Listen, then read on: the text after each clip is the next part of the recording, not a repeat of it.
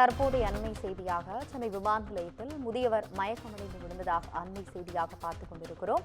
இதுகுறித்து கூடுதல் விவரங்களுடன் இணைகிறார் நமது செய்தியாளர் சுப்பிரமணி. வணக்கம் சுப்பிரமணி, உங்களுடைய கூடுதல் விவரங்களை சொல்லுங்க. வணக்கம். சென்னை சர்வதேச விமான நிலையத்தில் கால் டாக்ஸி பிக்கப் பாயிண்ட் கீழ்தளத்தில் செயல்பட்டு வந்தது. இதற்கு முன்பாக வெளிநாடுகள் மற்றும் பல்வேறு மாநிலங்களில் இருந்து வரக்கூடிய பயணிகள் இங்கிருந்துதான் கால் டாக்ஸி மூலம் அவர்களது சொந்த இருப்பிடத்திற்கு செல்வது வழக்கம். இதனால் விமான நிலையத்திலிருந்து வெளியே வந்தவுடன் பயணிகள் கால் டாக்ஸியில் ஏறி சுலபமாக பயணம் செய்ய வசதியாக இருந்தது.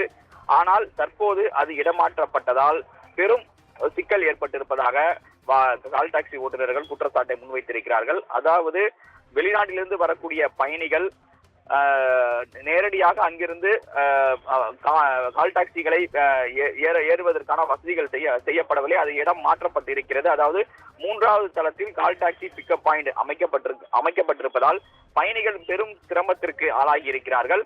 இதன் காரணமாக இன்று முதியவர் ஒருவர் விமானத்தில் இருந்து இறங்கிய பிறகு கால் டாக்ஸியில் ஏறுவதற்காக பிக்கப் பாயிண்டிற்கு நீண்ட தூரம் நடந்து சென்றிருக்கிறார். அப்போது திடீரென நெஞ்சுவலி ஏற்பட்டு அவர் மயங்கி விழுந்திருக்கிறார்.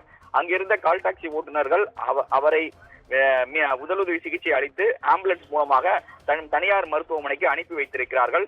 இதன் காரணமாக அந்த பகுதியில் பரபரப்பு ஏற்பட்டிருக்கிறது. அது மட்டுமல்லாமல் பிக்கப் பாயிண்டை பழையபடியே இருந்தது போல வருகை பதிவில் இருக்கக்கூடிய இடத்தில் மாற்ற வேண்டும் என்ற கோரிக்கையை கால் டாக்ஸி ஓட்டுநர்களும் பயணிகளும் முன்வைத்துக் கொண்டிருக்கிறார்கள். உங்களுடைய கூடுதல் விவரங்களுக்கு நன்றி சுப்பிரமணியன்.